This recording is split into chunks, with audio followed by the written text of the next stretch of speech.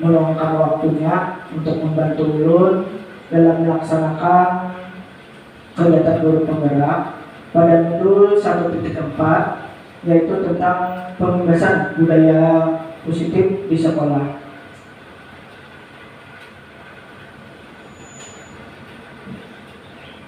Nah, di mana dari tujuan budaya positif ini diharapkan yang pertama itu guru memahami konsep pembuatan keyakinan kelas dan penerapan segitiga institusi.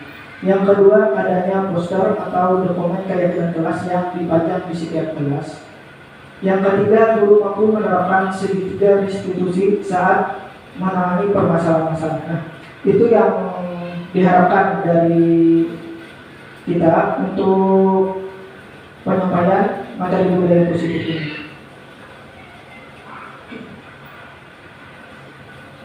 Budaya positif ini tidak jauh Bapak Ibu daripada karakter anak-anak. Nah, kita sering menjumpai di tempat kita atau dimanapun sekarang banyak perilaku anak itu yang menyimpang. Nah, artinya dari perilaku, kata itu sering kita dapatkan. Nah, disinilah dimana kita melakukannya untuk memperbaikinya perlahan itu melalui budaya positif ini. Nah, yang pertama ini ada kata disiplin. Nah, menurut Bapak Ibu kata disiplin ini maksudnya seperti apa? Ada yang bisa menjelaskan dari pemahaman Ibu dari kata disiplin?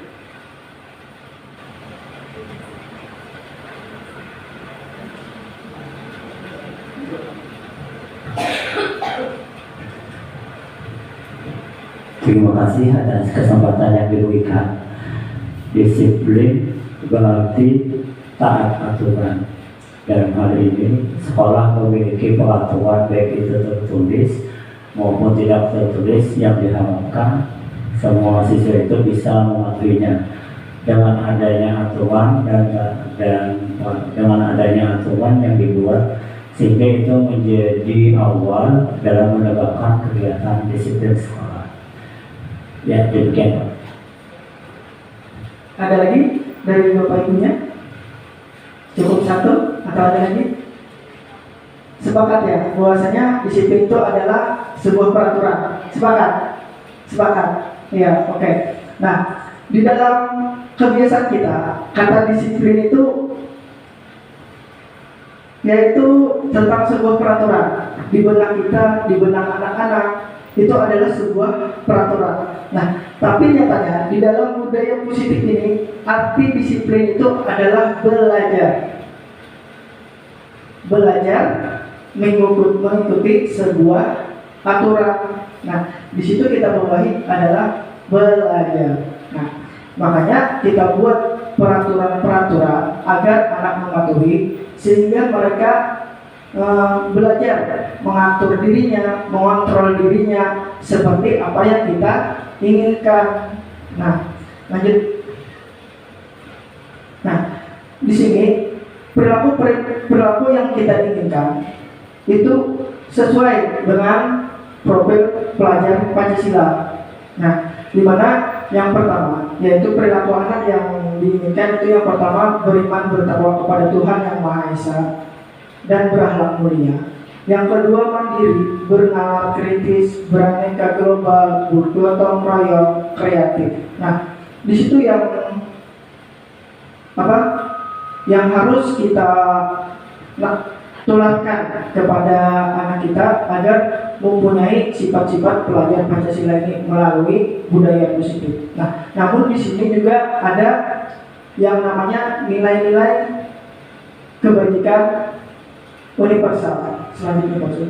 Nah, di sini juga ini adalah sifat-sifat anak yang menyeluruhnya yang kita harapkan, dan di mana sikap yang kita harapkan yaitu anak itu mempunyai sikap peduli, keterus-terangan, kebersihan, komitmen. Nah, itu yang kita harapkan, yang sekira anak itu mempunyai sifat-sifat yang ini. Nah, lanjut Profesor. Nah, di sini ada pertanyaan diri. Nah, Sebagai seorang pendidik, saat Anda perlu hadir di suatu pelatihan, motivasi apakah yang mendasari tindakan Anda? Nah, yang pertama, apakah Anda hadir karena tidak ingin ditegur oleh pihak panitia, pengawas, dan mendapatkan surat teguran? Yang kedua, Anda ingin dilihat dan dipuji oleh lingkungan Anda atau mendapat penghargaan sebagai kepala sekolah berprestasi. Yang ketiga, Anda ingin menjadi pembelajar sepanjang hayat, menjadi orang yang berusaha dan bertanggung jawab serta menghargai diri Anda sendiri sebagai teladan bagi murid-murid Anda, guru-guru Anda, serta lingkungan Anda, karena Anda percaya tindakan Anda sebagai pemimpin pembelajaran akan jadi panutan oleh lingkungan Anda. Manakah motivasi yang paling kuat mendasari tindakan Anda? Nah, yang mana? Yang mana? Yang C. Yang C, bukan yang satu. Bukan. Iya. Yang C ya, yang benarnya itu adalah yang C yang seharusnya kita mengikuti segala sesuatu itu seharusnya dari diri kita sendiri. Nah, bukan mengikuti sesuatu itu karena takut suatu masalah. Nah, itu yang sebenarnya yang kita harapkan dari siswa. Siswa itu bisa menyadari akan keperluannya sendiri, perilakunya sendiri. Itu yang kita tanamkan. Nah, hari ini itu yang kita akan pelajari lebih lanjutnya, lebih detailnya. Kata orang itu berpusat kepada murid. Nah, jadi kita menimbulkan sebuah motivasi dalam diri siswa tersebut. Nah, motivasi ini ada dua. Yang pertama ada ekstrinsik, ada intrinsik. Nah, intrinsik itu motivasi yang ada pada dalam diri siswa. Sedangkan ekstrinsik itu sesuatu dari luar siswa. Misalkan tadi takutan karena hukum, karena dihukum. Nah, sehingga itu motivasi siswa itu hakunnya melaksanakan karena ada pengaruh dari luar, bukan dari diri siswa. Nah, kebiasaannya kalau pengaruh dari luar setelah melaksanakan tugas atau melaksanakan sesuatu yang sudah diinginkan orang dari luar tersebut, maka ia akan kembali ke pengaturan awalnya. Sudah tercapai jadinya, Bapak lagi menggawe yang itu. Nah, itu kebiasaannya. Nah, tetapi di sini kita menanamkan dari diri siswa tersebut. Kita mengarahkan apabila siswa itu melanggar, dia menyadari dirinya tersebut. Nah, seperti itu. Itu yang harus kita kembangkan atau kita berikan pemahaman kepada siswa. Nah, di sini kita masuk ke budaya positif. Nah, budaya positif ini materinya ada beberapa macam. Yang pertama yaitu ada kebutuhan dasar manusia, 5 posisi kontrol, keyakinan kelas, dan segitiga institusi. Nah, ini yang kita bahas menyeluruh. Nanti satu persatu akan kita bahas. Nah, lanjut. Nah, yang pertama yaitu 5 kebutuhan dasar manusia. Ini bukan anak aja yang mempunyai 5 dasar ini, tetapi kita pun juga pasti membutuhkan 5 dasar ini. Nah, 5 dasar ini yang pertama yaitu bertahan hidup, kasih sayang dan rasa diterima, kebebasan, kesenangan, dan penguasaan. Ini adalah 5 kebutuhan dasar manusia. Nah, yang pertama yaitu bertahan hidup. Nah, artian bertahan hidup ini kita memerlukan makan, kita memerlukan rumah. Nah, itu salah satu bertahan hidup. Nah, tetapi di sini bertahan hidup itu yang sebenarnya adalah bagaimana siswa itu akan merasa nyaman, merasa aman saat berada di sekolah ataupun saat menerima pelajaran. Nah, itu yang diharapkan sebenarnya. Kasih sayang dan rasa diterima. Itu juga kebutuhan dasar manusia. Anak-anak juga memerlukan itu. Nah, biasanya kadang anak-anak itu dimarahi di rumah, disakiti di rumah, datang ke sekolahan, lalu melampiaskan kemarahannya itu kepada teman-temannya karena dia tidak terpenuhi rasa kasih sayangnya, sehingga menjahili teman, melampiaskannya, lalu menjahili kawan, kadang berjalan-jalan supaya mendapatkan perhatian kita. Lalu kita tagur, lalu rasa hibungnya. Nah, karena kepuasannya akan kasih sayang. Yang kedua, kebebasan. Nah, ini juga diperlukan anak, kebebasan ini. Kadang kita mempunyai sebuah aturan. Misalkan contohnya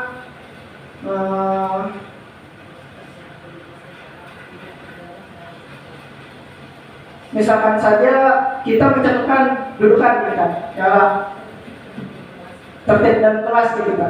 Nah, tapi di dalam tertib dalam kelas ini kadangnya bertahan 5 menit sudah terhambur.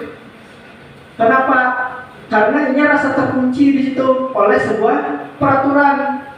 Nah, lalu ini mencari sebuah kebebasan, lalu linjang pulangnya karena kebebasan. Nah, untuk memenuhi kebebasan tersebut, kita sebagai pendidik ini harus bisa membuat sebuah pembelajaran yang itu bisa belajar sambil bermain. Nah, sehingga kebebasannya pun tersalurkan seperti itu. Nah, yang kedua itu kesenangan. Nah, kesenangan ini kurang lebih dengan kebebasan. Kesenangan. Nah, kadang menjadi kawan tuh gitu. Kadangnya merasa bosannya, lalu mencari kesenangannya sendiri. Nah, yang usil tadi timbul lewat kawan duduk langsung, dia langsung dipukul. Kadang kawan berjalan dikait. Nah, mencari kesenangan. Yang selanjutnya itu penguasaan. Nah, penguasaan ini artinya siswa itu minta akui akan sebuah prestasinya. Misalkan dia dapat 100, nah kita puji. Nah, itu penguasaan, hendak memimpin. Nah, itu penguasaan. Maka itu harus kita berikan kepada anak. Jadi kalau yang anak usil apa, nah cara kita adalah dengan menanyai alasannya dulu kenapa. Nah, karena setiap tindakan itu kadang belum tentu menurut kita salah, tetapi menurut anak itu belum tentu. Kenapa? Kadang kita pun sendiri tidak terpenuhi kebutuhan kita akan melaksanakan hal-hal negatif. Kada tahu lagi orang kiri, orang kanan, maju pun seorang aja. Nah, sama lah anak-anak kayak itu juga. Tapi ketika dikontrol, dipadahi, digamati, ya diberi pengertian, pemahaman. Nah, sehingga paham. Nah, itu salah satunya budaya positif. Lanjut, next person. Nah, kita tonton videonya dulu.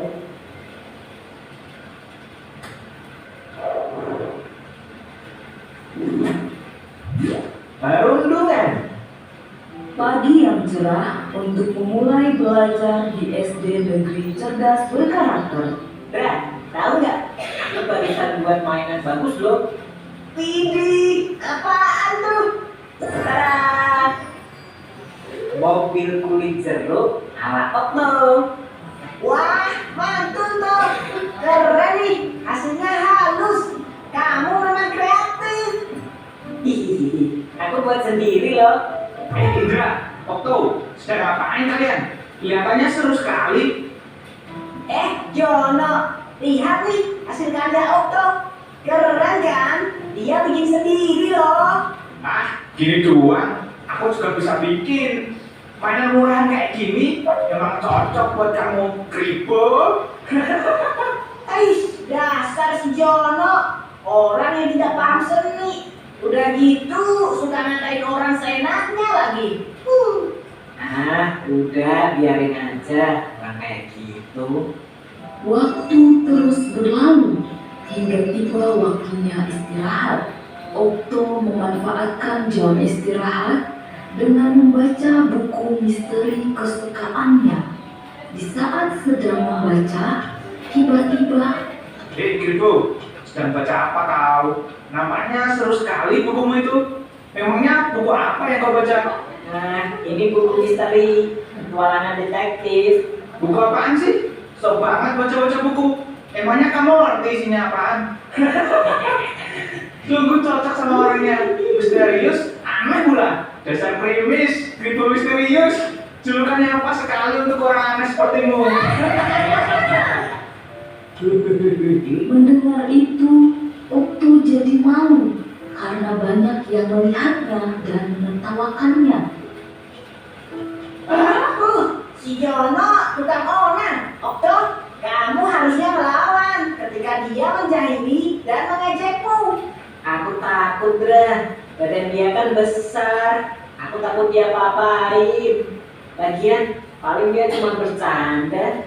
Teman-teman Okto tetap menasihati Okto untuk lebih tegas lagi jika ia kembali dijahili. Hari demi hari, ternyata Jono tidak berhenti untuk menjahili Okto. Bahkan malah semakin parah karena Okto diam saja dan membiarkannya. Gribo, ini bangkuku. Ngapain kamu duduk di sini? Kalau mau duduk, kamu harus bayar. Sini bayar 10.000. Kejadian ini terus berlangsung di sekolah hingga suatu hari Okto tidak berangkat ke sekolah. Sepulang sekolah, Indra, Nadia, dan Donita pun berencana untuk menjenguk Okto. Mereka berpikir Okto tidak berangkat karena sakit. Sesampainya di rumah Okto, Terima kasih teman-teman. Kalian sampai repot-repot datang ke rumahku. Okto, ternyata kamu tidak sakit ya? Mengapa tidak masuk sekolah hari ini? Ceritakanlah yang sebenarnya pada kami. Kami akan coba membantumu. Sebenarnya aku takut untuk berangkat sekolah karena Jono. Ia tidak berhenti untuk terus menjahiliku. Kalau kamu takut, laporkan saja kepada ibu guru, Okto. Kami akan menemanimu. Jangan takut, kamu nggak sendirian kok. Ada kami yang siap membantumu. Sebagai bukti, sebenarnya aku sempat merekam ketika terakhir kali Jono menjahilimu. Aku mau mengajakmu untuk melapor bersama ke bu guru. Tapi ternyata kamu malah tidak berangkat hari ini. Tapi nanti kalau aku lapor ke guru, aku akan dicap sebagai pengadu. Tidak akan. Ada kami yang akan membelamu. Nanti kalau bu guru marah ke Jono dan Jono jadi balas dendam padaku gimana? Kami akan selalu membantumu, Okto. Perundungan seperti ini tidak boleh didiamkan saja. Kalian sungguh baik dan perhatian. Aku merasa beruntung mempunyai teman seperti kalian. Grup Indo gitu. Indra, Nadia, Donita, dan Okto. Hei si Indra, jangan keras-keras. Nanti dikiranya kita bikin geng. keesokan harinya Okto berani untuk berangkat ke sekolah dan melapor ke bu guru. Dengan membawa barang bukti berupa rekaman video ketika Jono menjahilinya. Sudah berapa lama ini terjadi, Okto? Sejak kami kelas 1, Bu. Bu guru pun segera memanggil Jono dan Frankie. Jono, Frankie, ke ruang ibu guru sebentar ya. Waduh, nah apa ini? Aku jadi takut kalau dipanggil ke ruang guru. Aku juga. Terakhir kali gara-gara kita usul sama anak kelas 1 itu. Iya ya, kira-kira kenapa ya?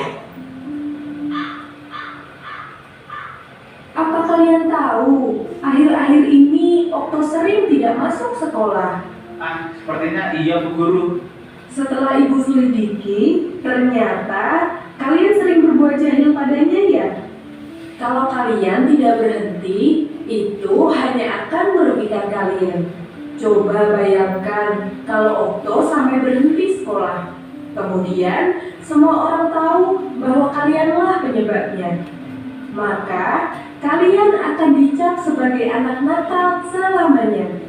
Apa kalian mau seperti itu? Jangan Bu Guru. Perundungan itu adalah tindakan agresif yang dilakukan untuk merendahkan seseorang dan berdampak negatif. Hal yang kalian lakukan selama ini ke Okto juga termasuk perundungan. Kalian tahu mengapa? Tidak Bu Guru. Karena kalian melakukan hal buruk kepada Okto dengan tujuan menghina, hingga akhirnya Okto takut untuk pergi ke sekolah. Ingat, hal yang kalian anggap lucu atau bercanda bisa jadi merupakan hal yang menyakitkan dan memalukan bagi orang lain. Jangan sampai kalian dikenal sebagai anak jahat nantinya. Nah, sekarang Jono dan Frankie, kalian tahu apa yang harus kalian lakukan kepada Okto. Jika kalian tidak bisa berubah, ibu terpaksa memanggil orang tua kalian loh. Karena perundungan adalah hal yang serius dan sama sekali tidak boleh terjadi, apalagi di sekolah. Jono dan Frankie mengerti kesalahan mereka, dan mereka pun menjabat erat tangan Okto sambil meminta maaf. Maafkan aku ya Okto. Aku sebenarnya tidak bermaksud menjahili dan mengejekmu. Aku hanya iri. Kamu itu pintar dan kreatif. Iya, sudah aku maafkan kok Jono, Frankie. Kalau nanti memang mau belajar bersama, aku tidak keberatan kok. Sejak saat itu, Jono tidak pernah lagi menjahili Okto. Diam-diam, Bu Guru telah menghubungi orang tua Okto untuk meminta mereka mengawasi perubahan perilaku Okto, berjaga-jaga seandainya Jono kembali berulah. Namun kekhawatiran itu tidak terjadi. Semua anak bisa berteman dengan baik.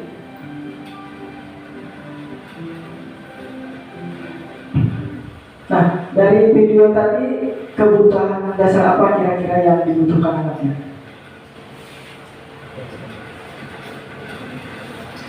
Nah, kebutuhan dasar tadi ada 5: bertahan hidup, kasih sayang, kebebasan, kesenangan, sama pengakuan atau penguasaan. Yang mana? Kira-kira penguasaan, boleh, kasih sayang, apa lagi? Pengakuan pokoknya memiliki yang bisa berulah ilmu yang punya harus diakui. Ini merasakan sedikit dia bisa.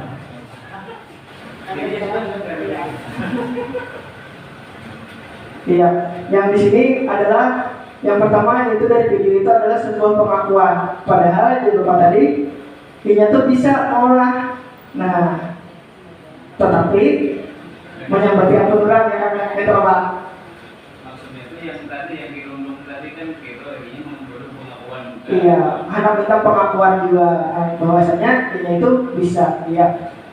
Di sana ada juga yaitu bertahan hidup. Karena anak yang dirundung itu tidak merasa aman, nyaman sekolah, sehingga ini akan turun.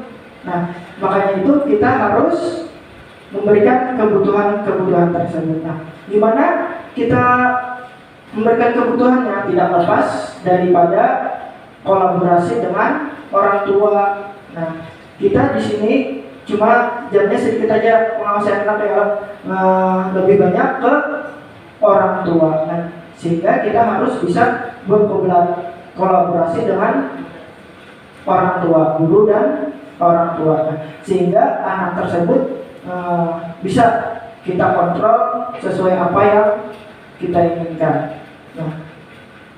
Nah, di sini kita masuk ke keyakinan kelas. Nah, keyakinan kelas. Keyakinan kelas ini adalah sebuah metode untuk mengontrol peserta didik kita. Nah, apakah sama antara peraturan dan keyakinan kelas?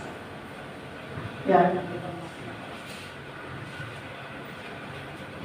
Peraturan dan keyakinan kelas itu sangat berbeda. Kalau peraturan itu sudah dibuat oleh guru bersifat satu arah, sedangkan keyakinan itu disepakati bersama dengan siswa.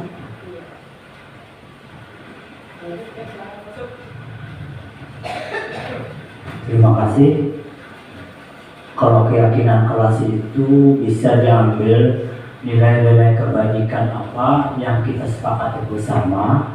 Kalau di kelas itu kita umpamakan bahwa apa hal-hal yang baik yang kita bisa lakukan dan itu menjadi kesepakatan dari semua warga kelas. Contoh misalnya ada seorang guru ingin membuat supaya kelas itu nyaman, tenang, tentram, maka kesepakatan apa yang kita harus bentuk di kelas. Misalnya di kelas ketika belajar tidak boleh ribut atau tidak boleh mengganggu teman.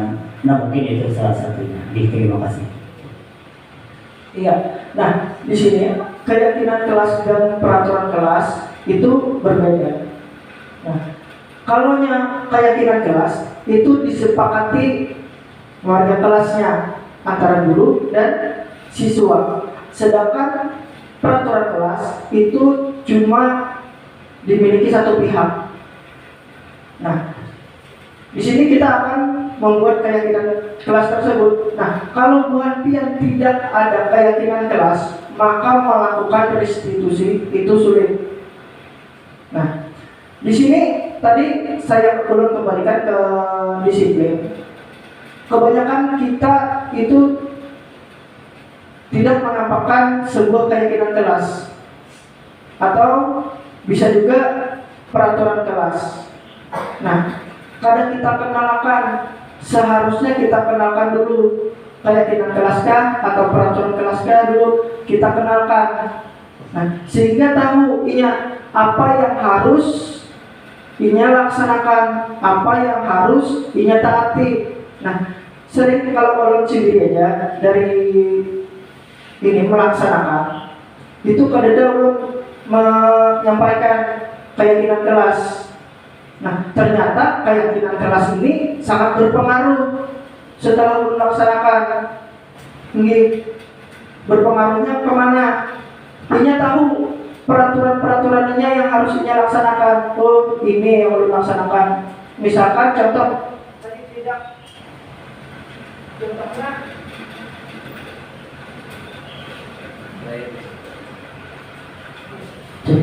contohnya tadi misalkan tidak boleh berjalan-jalan dalam kelas. Nah, itu harusnya kita paparkan, di papan tuliskan, kita padahi. Nah, selama ini kalau dari segi ulun ajar itu belum. Jadi kita dudukan kita kademasinya, dudukan kademasi karena kita belum membuat keyakinan kelas. Nah, tetapi ketika kita membuat keyakinan kelas, kita ada kelas orang mau keyakinan kelas kita apa. Nah, itu nyaman kita baik. Keyakinan kelas kita kayak boleh berjalan-jalan, duduk langsungnya. Nah, itulah fungsinya keyakinan kelas. Nah, di mana di sini cara membuat keyakinan kelas itu pertama mempersilahkan warga sekolah atau murid-murid di sekolah untuk bercurah pendapat tentang peraturan.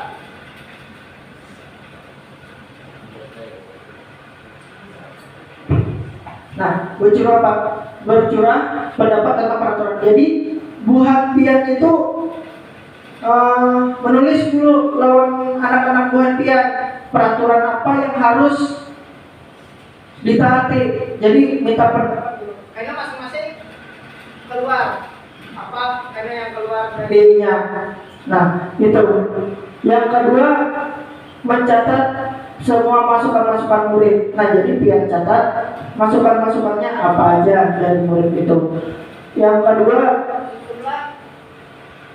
setelah keyakinan kelas sesuai prosedur pembentukan keyakinan sekolah, mengganti kalimat-kalimat positif.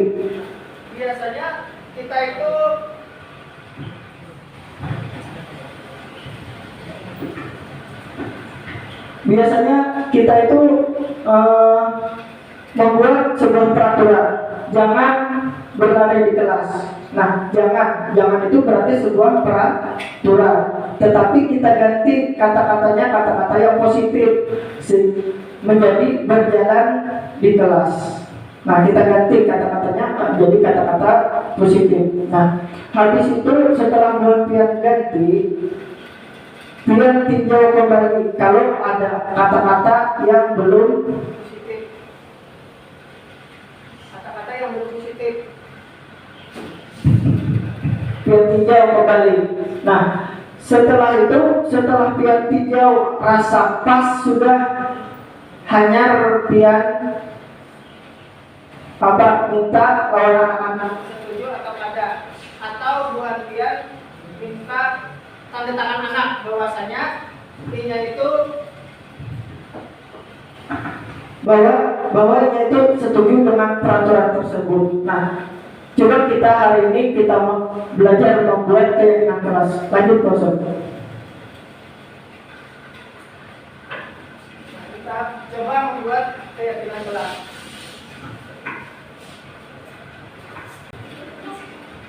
Jangan datang terlambat.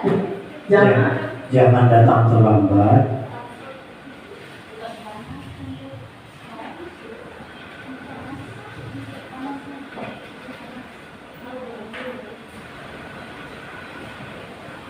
Yang kedua, jangan ribut ketika belajar.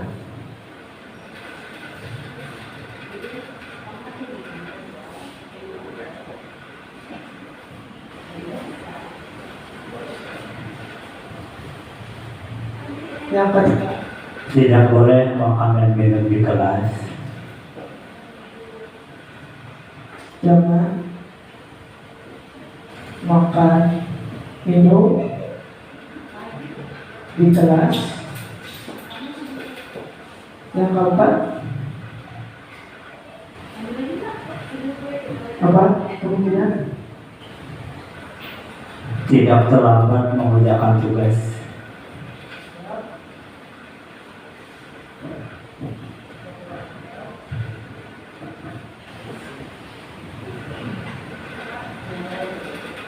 Jangan tugas. Yang kelima, Jangan mengganggu teman saat belajar.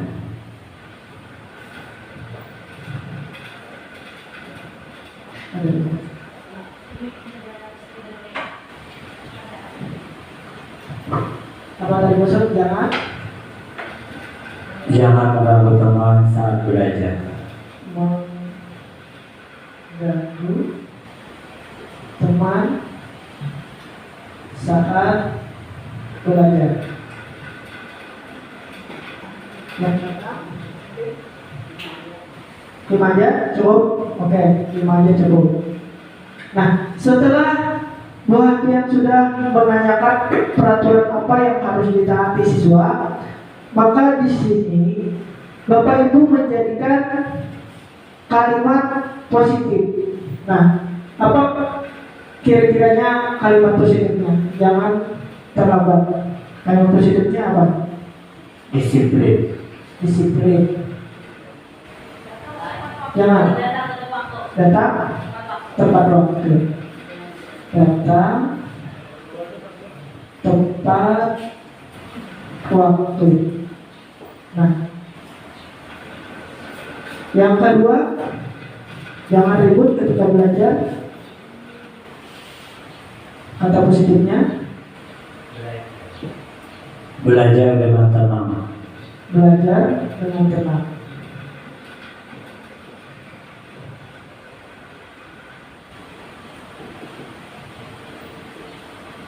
Yang ketiga, Menghindari makan dan minum di kelas. jangan minum apa? Tertib dalam kelas, boleh. Tertib dalam kelas. Yang keempat, mengerjakan tugas tepat waktu.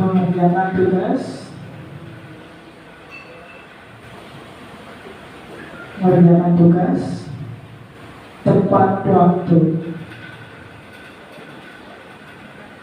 Yang kelima, jangan mengganggu teman saat belajar. Menghargai teman. Menghargai teman saat belajar.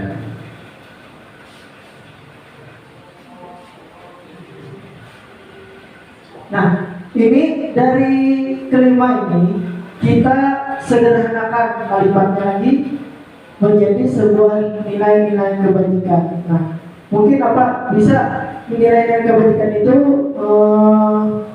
dari satu nilai kebajikan mencakup beberapa peraturan, boleh ada jadi masalah. Nah, mungkin kira-kira apa kita jadikan nilai sebuah keyakinan kelas. Yang pertama, boleh dari kelima ini satu kalimat aja, tapi boleh mencakup 1, 2, atau 3 kalimat yang positif atau sebuah peraturan.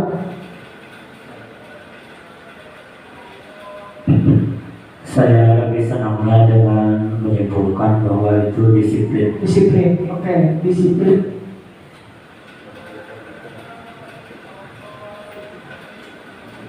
Yang kedua, ada lagi?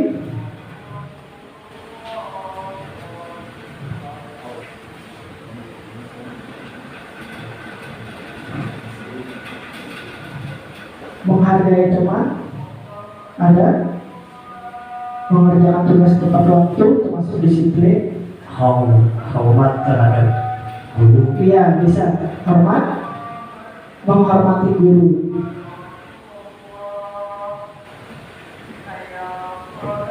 Yang ketiga, mungkin apa? Menyayangi teman. Menyayangi teman.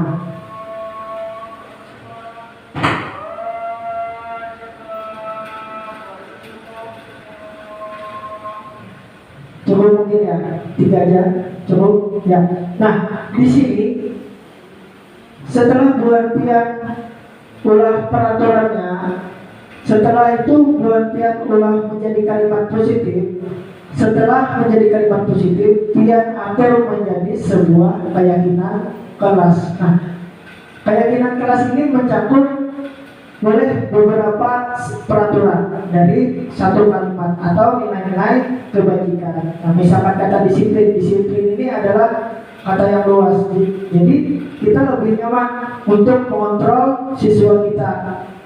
Nah, silakan terus lanjut. Nah, setelah buat pian sudah membuat keyakinan kelas, pian sepakati.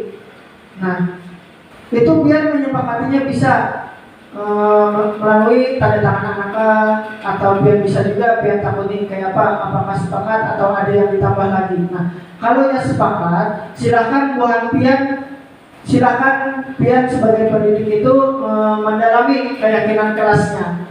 Nah, kayak apa mendalaminya? Boleh pian beri sebuah kertas. Nah, kepada anak sebuah kertas, suruhnya menulis tampak seperti, tidak tampak seperti. Nah, misalkan di sini ada contohnya datang tepat waktu. Nah, itu keyakinan kelas kita. Keyakinan kelas kita adalah datang tepat waktu, tampak seperti. Itu yang dikerjakannya. Nah, tetapi tidak tampak seperti. Nah, itu yang ketika mereka tidak mengerjakan. Nah, sering hadir terlambat. Nah, itu perlakuannya. Nah, selanjutnya itu menyapa teman dan guru setiap hari. Nah, maka yang tidak tampaknya seperti apa? Tak acuh kepada teman dan guru. Nah, itu pian dalami lagi. Sekira anak didik buah pian itu memahami benar-benar keyakinan kelasnya, memahami benar-benar peraturan-peraturan yang dibuat. Nah, sehingga memudahkan kita untuk mengontrol anak dan melakukan sebuah restitusi. Nah, selanjutnya, nah, di sini ada tabel Y. Nah, di sini ada terdengar, berperilaku, terlihat. Nah, ini yang akan dilakukan anak-anak didik buah pian. Nah, misalkan yang terdengarnya, yuk saya bantu. Nah, itu dari ucapan anak-anak, sehingga yang kita dengarkan yaitu yuk saya bantu. Yang kedua itu kita bisa selesaikan ini bersama. Nah, itu yang terdengar oleh kita. Selanjutnya berperilaku. Nah, perilaku anak seperti apa? Nah, perilaku anaknya misalkan tersenyum ramah, memberikan salam hormat, berjabat tangan, memberikan ruang kerja, postur tubuh yang tenang. Nah, itu yang berperilakunya. Selanjutnya ada hak dan kewajiban. Nah, ini dimaksudnya buah pian memberikan kepada siswa buah pian itu tugas-tugas mereka, sehingga dia menyadari akan tugasnya, menyadari tugas gurunya. Nah, maka itu akan tertanam kepada diri mereka. Nah, kita tanamkan bujur-bujur dari peserta didik kita, dari hak dan kewajiban ini. Kita perkenalkan tugas guru apa, tugas murid apa. Nah, misalkan tugas guru mengajar, mendidik, menjawab pertanyaan, memberi nilai, mengatur kelas, menegakkan peraturan kelas, menjalankan keyakinan kelas. Nah, itu tugas guru. Tugas murid belajar, mencoba, menghasilkan yang terbaik dari diri, bertanya jika tidak paham, mengikuti peraturan. Nah, itu tugas murid. Kita perkenalkan tugas-tugasnya dulu. Nah, setelah itu kita perkenalkan lagi ya tugas yang tidak dilakukan dulu, tugas yang tidak dilakukan murid. Nah, misalkan di sini tugas guru, tugas yang tidak dilakukan guru. Yang pertama itu menyakiti atau disakiti, memaksa kamu untuk belajar. Nah, itu bukan tugas guru. Merapikan barang-barang murid, menyiapkan makanan atau barang-barang alat tulis. Nah, itu bukan tugas guru. Nah, itu yang harus kita perkenalkan kepada murid kita, sehingga mereka tahu akan tugas dan kewajibannya, hak dan kewajibannya. Sekira kita tanamkan bujur-bujur tugas-tugasnya itu. Nah, selanjutnya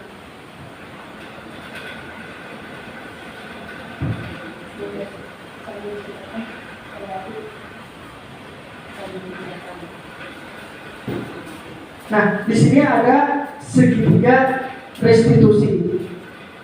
Nah, apa itu segitiga restitusi? Nah, segitiga restitusi ini bertujuan untuk membuat siswa itu yang gagal menjadi siswa yang sukses. Artinya, maksudnya di sini misalkan ada siswa yang perilakunya membuang sampah sembarangan, misalkan membuang sampah di jendela. Nah, itu kan perilaku yang negatif. Nah, di sini segitiga restitusi ini bertujuan untuk memperbaiki kesalahan anak tersebut, bukan untuk menyalahkan anak. Nah, ini fungsinya segitiga restitusi ini. Silakan masuk kita dulu. Nah, kita perlihatkan ini ada salah satu langkah-langkah untuk penerapan segitiga restitusi. Sudah lama nggak ketemu Sarah? Kenapa hari ini ada di sini? Kesel Pak, kesel banget. Masa aku dikatain tukang fitnah Pak? Ya aku marah lah. Aku balik katain TK di depan kelas. Kesel banget. Oh begitu. Ya pasti kamu marah dan kesal. Bapak juga Di sini sama ada apabila ada yang berubah seperti itu. Kemudian pada saat itu kamu mau melakukan apa? Ya saya langsung matain Eka lah Pak. Kesel banget, saya bentak-bentak dia depan teman-teman lain. Oh begitu. Pasti kamu melakukan seperti itu karena suatu alasan tertentu kan? Iyalah, masa saya diam saja Pak? Ya saya bela diri lah. Masa saya dituduh tukang fitnah? Ya wajar lah. Mempertahankan harga diri itu sesuatu yang penting buat kamu.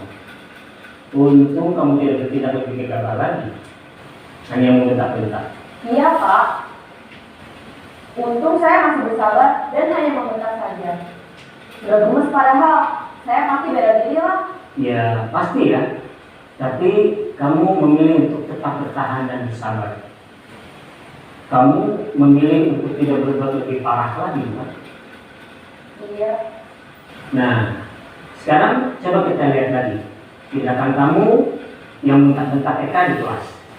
Tindakan kamu itu kira-kira sesuai dengan keyakinan kelas atau prinsip kamu tidak? Enggak lah Pak. Capek Pak jadi pemarah.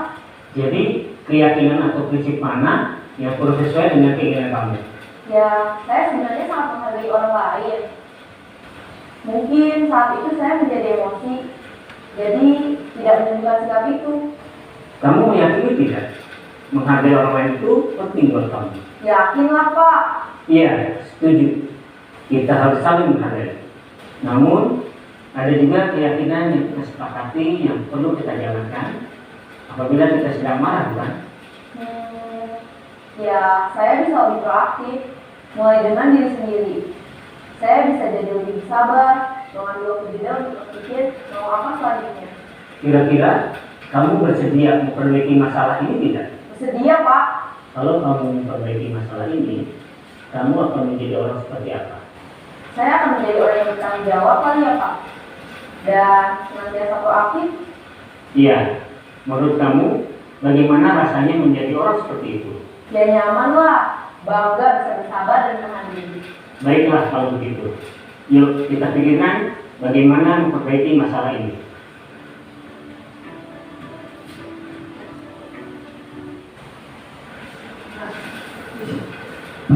Nah, di sini langkah-langkah segitiga restitusi itu ada 3. Yang pertama yaitu menstabilkan identitas.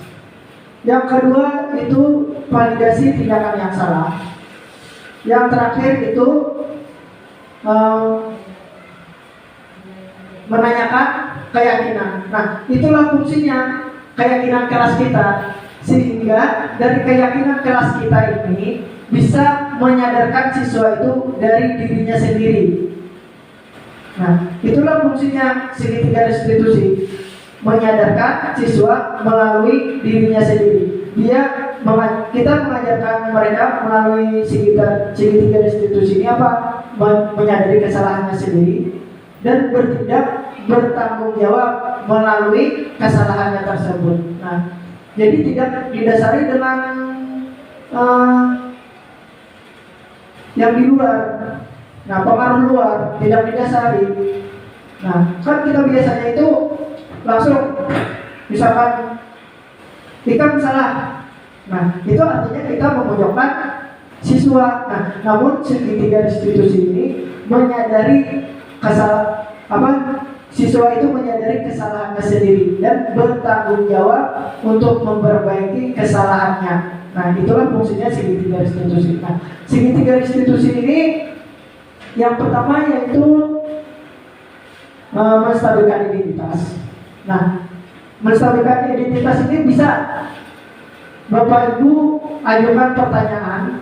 Yang pertama itu bisa diajukan membuat kesalahan sesuatu yang wajar.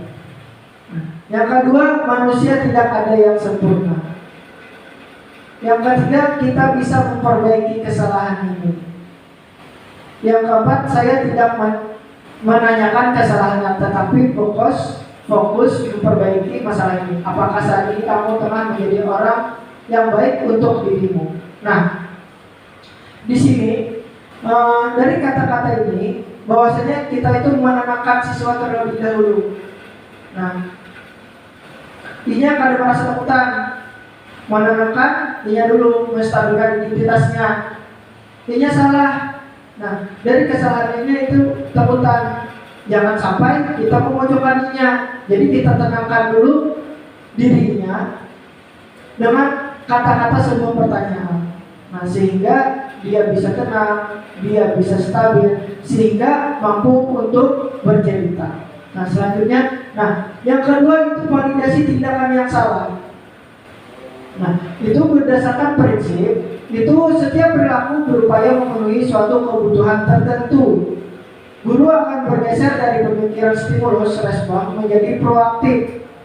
Yang ketiga, mengenali dan mengakui kebutuhan murid dapat memperbaiki hubungan dengan murid. Pertanyaan-pertanyaan disampaikan dengan nada suara tidak menghakimi atau memojokkan. Nah, bisa digunakan pertanyaan kamu bisa saja bertindak lebih gegabah lagi dari ini. Kamu bukan melakukannya tanpa suatu alasan tertentu. Kamu melakukannya karena mempertahankan sesuatu yang penting bagimu. Yang terakhir, mungkin kamu bisa mempelajari sesuatu perilaku yang baru yang lebih efektif bersedialah kamu mempelajarinya. Nah, belum masih. Nah, disitulah fungsinya validasi tindakan yang salah. Kita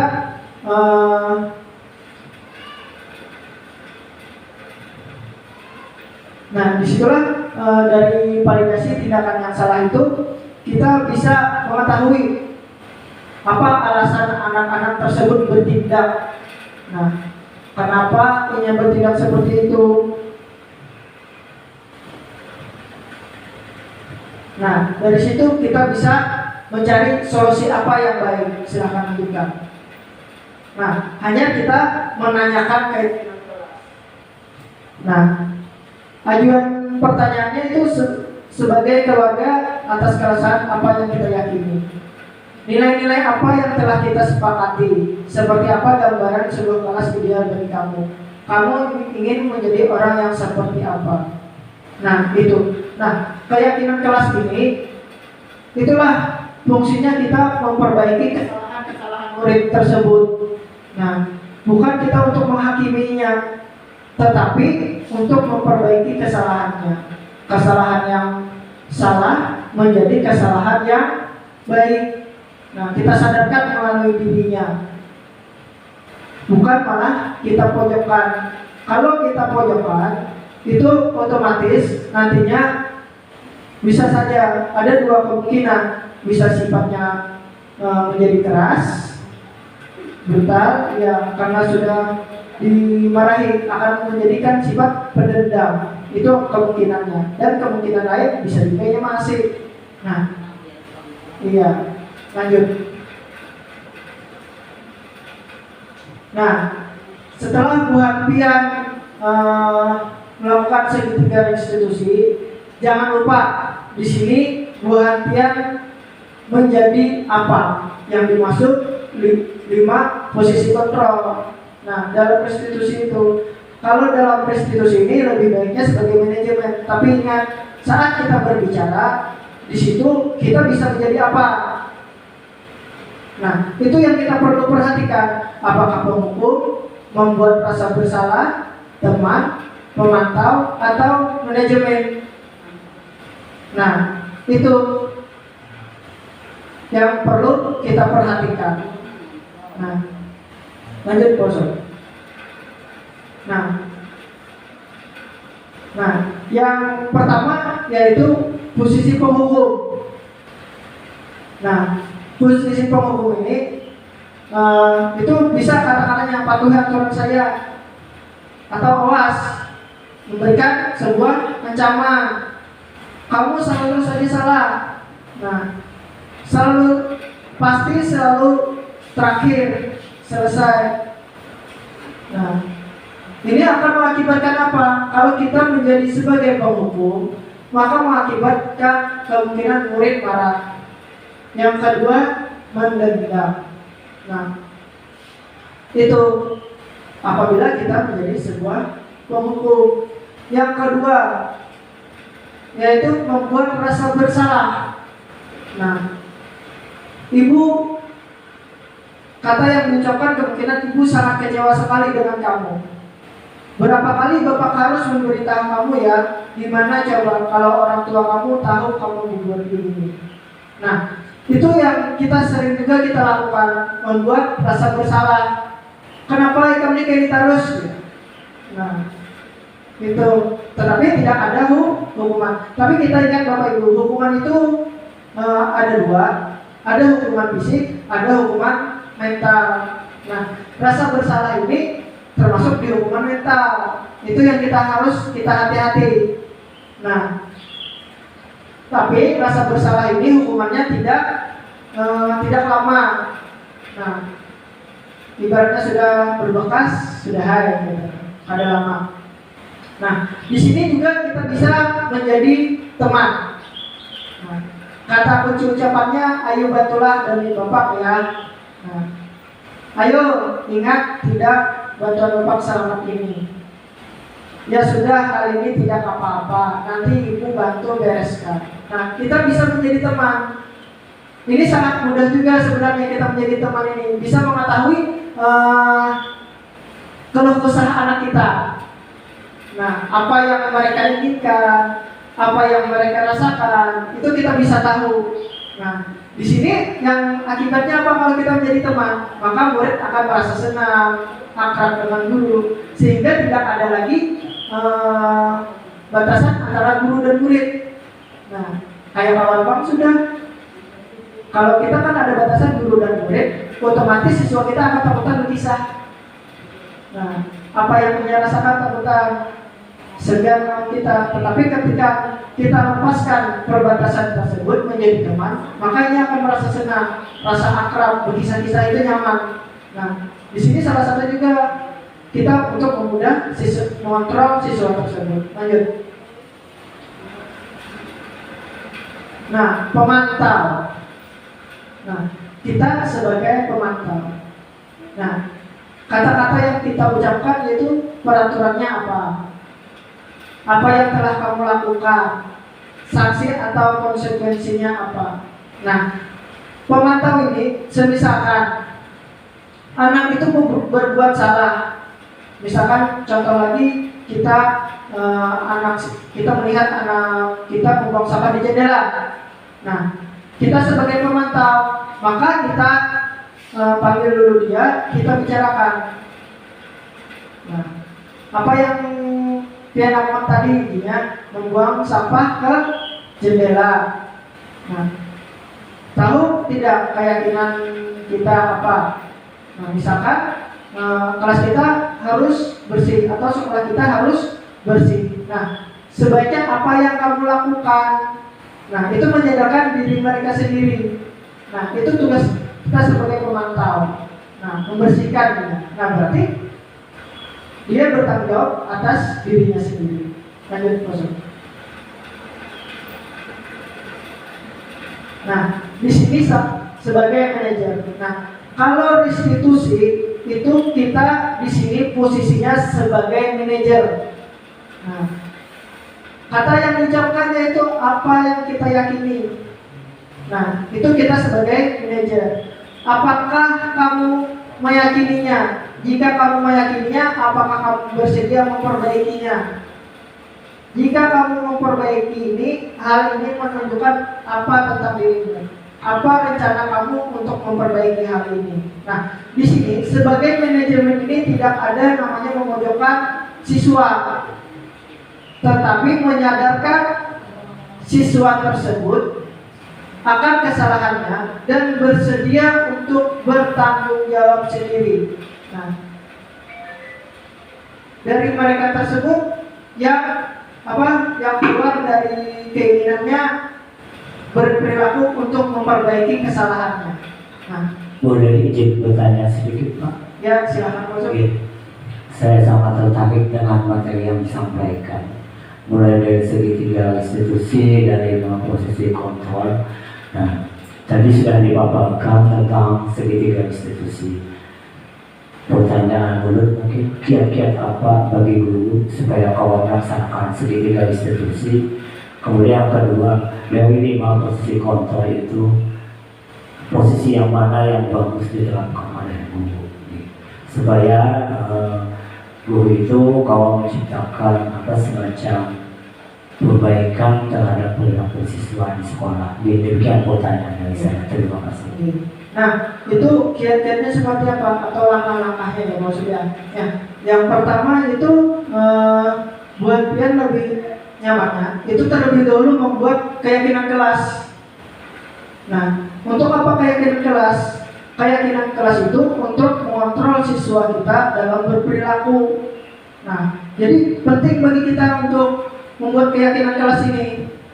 Nah, sehingga apabila terjadi sebuah kesalahan, kita bisa memperbaikinya. Kita ingatkan kembali apa keyakinan kelas kita. Nah, sehingga dari keyakinan kelas ini mampu mengontrol anak, oh ini belum salah. Nah, apa yang bertanggung jawab, bagaimana caranya bertanggung jawab. Nah, itu yang lebih pentingnya. Artinya menyadarkan diri siswa melalui keyakinan kelas. Nah, yang pertama itu kita buat dulu keyakinan kelas. Yang kedua, posisi kontrol. Posisi kontrol apa yang bagus? Nah, posisi kontrol yang bagus itu adalah kita sebagai manajer.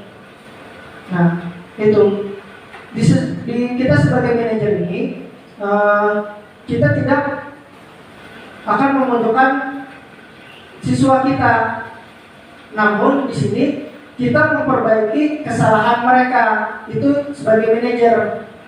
Nah, tidak ada memojokkan. Nah, jadi untuk posisi kontrol ini yang bagusnya adalah sesuai metode segitiga distribusi. Itu yang paling bagus adalah sebagai manajer. Itu bagaimana Pak Ustaz? Kita stop duluin lah. Sudah 30. Dah. Nah, di sini ada 5 posisi kontrol. Contohnya, silakan masuk dulu Pak Ustaz. Nah, ini contoh-contoh posisi kontrol.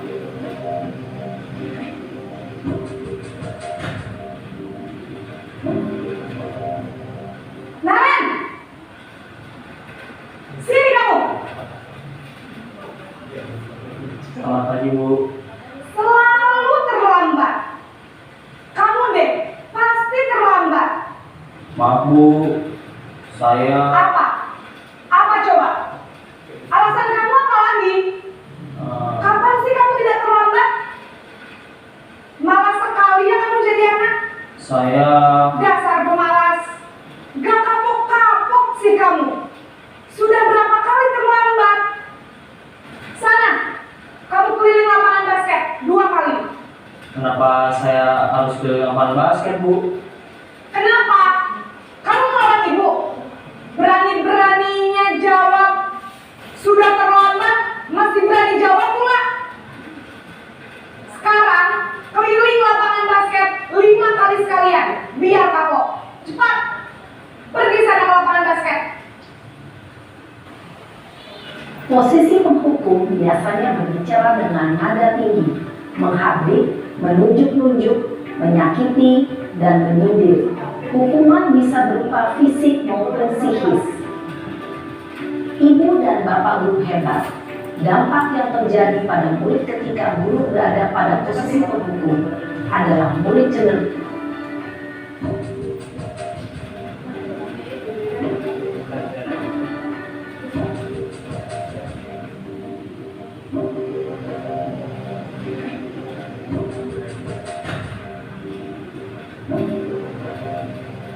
Naren! Sini kamu!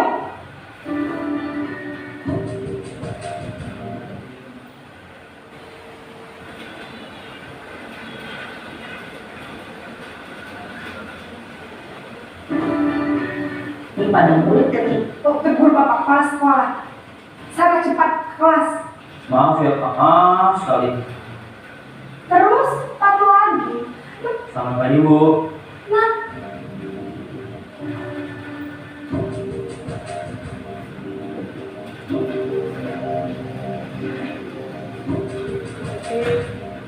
Ini adalah posisi merasa bersalah. Naren!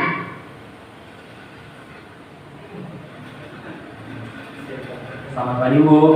Naren, Naren. Kamu kenapa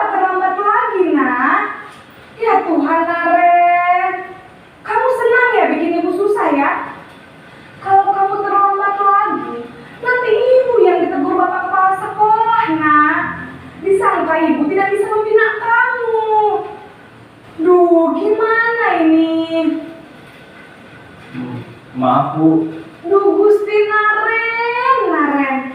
Kamu suka ya kalau ibu ditegur bapak kepala sekolah? Terus, sekarang ibu harus tulis apa ini di buku absen? Ini kamu sudah sering terlambat loh. Ibu harus apa coba? Maaf Bu. Maaf sekali. Ya sudah, lain kali jangan bikin ibu susah lagi ya nak ya. Ibu tidak akan kuat lagi kalau kamu gini terus. Bisa jantungan kalau ibu ditegur bapak kepala sekolah. Sana cepat ke kelas. Maaf ya Bu. Maaf sekali.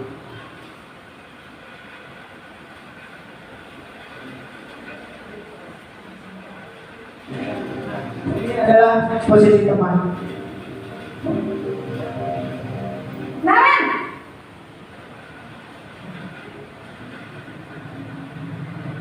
Selamat pagi Bu. Wah, sudah jam berapa ini nak? Terlambat lagi ya sayang. Iya Bu. Habis ibu saya lupa membangunkan saya Bu. Kamu malah menyalahkan ibu kamu.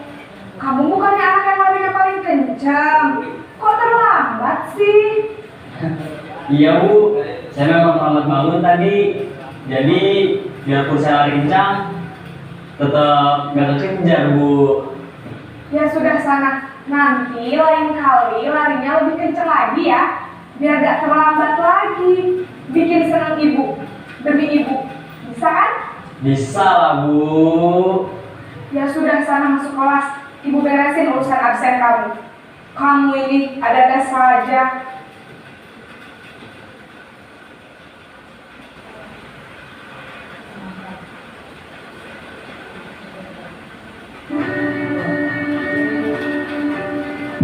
Ini posisi pemantau.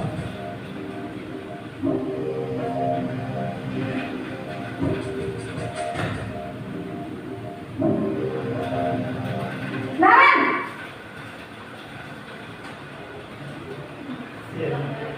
Selamat pagi Bu. Naren, apa peraturan sekolah kita tentang jam berapa kita harus masuk sekolah, nak? Kita harus di sekolah jam 7 Bu. Iya betul, sekarang sudah jam 7.20. Naren sudah tahu konsekuensinya jika terlambat hadir. Paham Bu. Saya harus tinggal kelas pas jam istirahat selama 20 menit. Iya benar, konsekuensinya demikian. Jadi nanti jam 9.30 pas istirahat, kamu harus tinggal di kelas, kerjakan tugas tambahan untuk ketertinggalan kamu, ya? Baik Bu.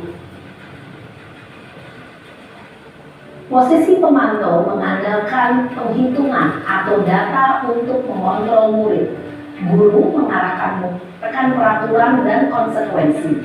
Seorang pemantau menunjukkan bahasa tubuh dan ekspresi wajah yang datar dan cenderung formal.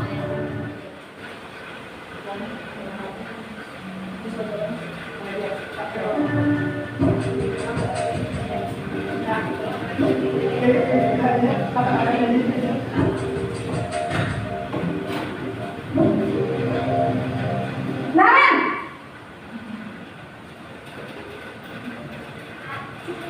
Selamat pagi Bu. Selamat pagi Naren.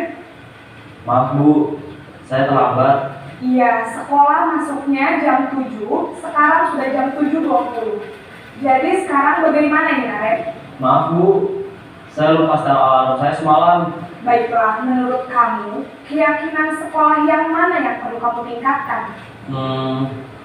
Menghargai diri sendiri dan orang lain mungkin ya Bu. Setuju. Jadi, apakah Naren meyakini prinsip saling menghormati tersebut? Iya Bu, saya meyakininya. Apakah Naren bersedia memperbaiki masalah keterlambatan ini? Bersedia Bu. Bagaimana kamu akan memperbaiki masalah keterlambatan ini? Saya akan coba untuk tidak lupa menyetel alarm saya Bu. Baik, kalau Naren lupa menyetel alarm di rumah, ada orang yang kira-kira bisa bantu mengingatkan tidak? Ada Bu, kakak saya, Kak Emma. Ada lagi selain Kak Emma? Selain Kak Emma, ada ibu saya. Baik, jadi yang mengingatkan Naren adalah Kak Emma dan ibu kamu ya? Kira-kira akan mulai setel alarm kapan nih Naren? setelah pulang sekolah akan segera saya lakukan.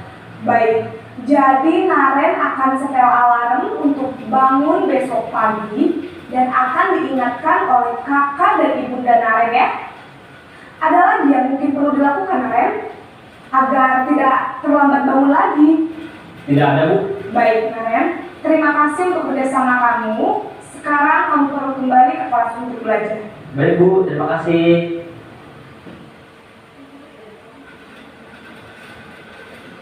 Ya. Nah, itulah tadi tentang contoh tentang 5 posisi kontrol. Nah, ada yang pertama itu sebagai penghukum, ada sebagai pembuat rasa bersalah, ada sebagai pemantau, manajer, ada sebagai teman. Nah, itu 5 posisi kontrol dan itu pun berbeda-beda. Nah, tata cara kontrolnya itu berbeda-beda. Nah, di sini mungkin materi saya sudah cukup. Mungkin apakah ada Bapak Ibu yang ingin bertanya masalah materi ini? Silakan.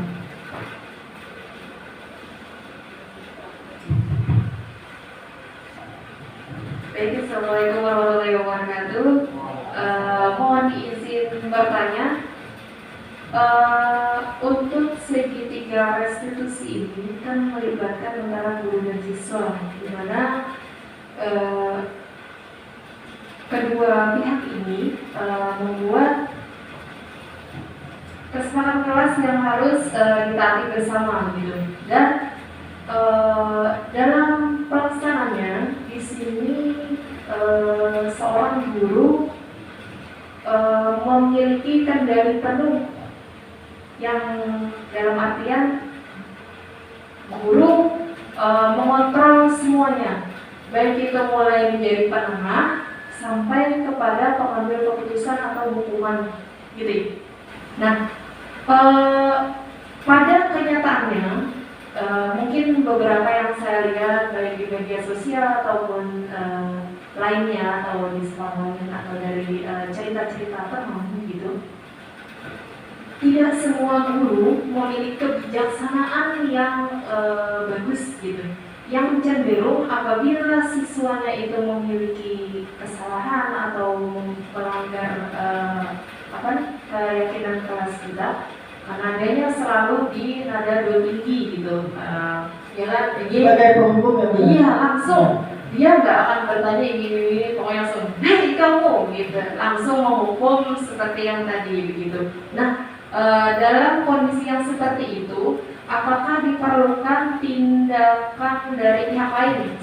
Misal nih, mungkin keterlibatan kepala sekolah atau guru lain atau bagaimana? Nah, itu yang saya tanyakan. Terima kasih.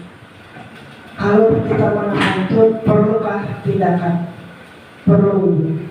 Kenapa?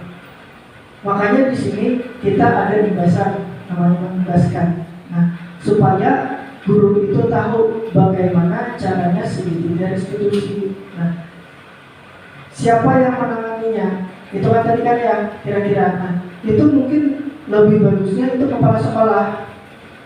Nah, kepala sekolah yang menanganinya. Kalau kita sebagai sesama guru bisa juga seperti itu. Cuma caranya jangan langsung di lapangan, tetapi dengan cara berduaan. Nah, kita berikan pemahaman dulu tentang segitiga restitusi. Nah, kita jelaskan.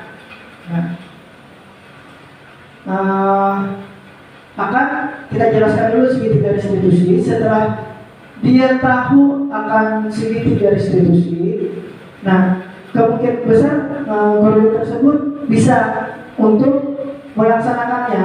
Nah, kebanyakan guru itu sebagai penghukum, kenapa? Karena tidak tahu bagaimana caranya. Dan pula kita biasanya kebiasaan mulai lagi halus sampai kita tua seperti itu. Tindakan pendisiplinannya itu dengan cara menghukum sehingga terbiasa. Jadi makanya itu perlunya adanya pembebasan untuk bahwa untuk setiap guru itu tahu cara mengatasi siswa tersebut.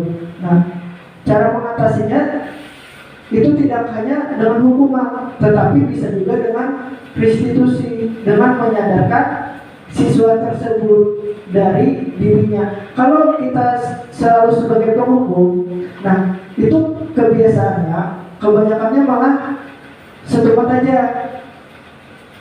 Nah, tetapi akan kembali lagi ke awal. Nah, tetapi ketika dengan menyadarkan siswa tersebut, maka siswa itu dengan sendirinya akan berperilaku baik.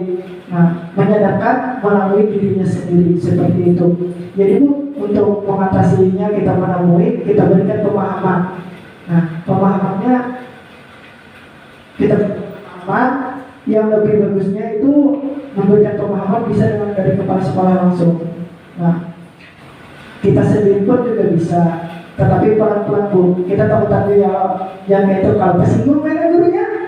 Nah, jadi pelan-pelan kita berikan pemahaman pelan-pelan tentang segitiga restitusi. Nah, ada Wina, ada lagi yang lain? Tidak ada? Ya, kalau yang tidak ada, terima kasih untuk semuanya. Bapak dan Ibu telah meluangkan waktunya. Untuk materi ini ulun akhiri. Salah hilang mohon maaf. Assalamualaikum warahmatullahi wabarakatuh.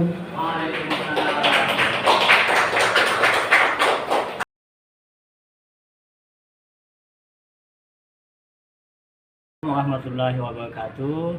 Saya rekan sejawat dari Bapak Erwin Ali Hidayat SPD, yang beliau adalah calon guru kembang angkatan 9. Alhamdulillah setelah saya mengikuti diseminasi aksi nyata modul 1.4 tentang budaya positif, saya memperoleh pengalaman yang luar biasa. Salah satunya adalah bagaimana penerapan segitiga restitusi dan 5 posisi kontrol.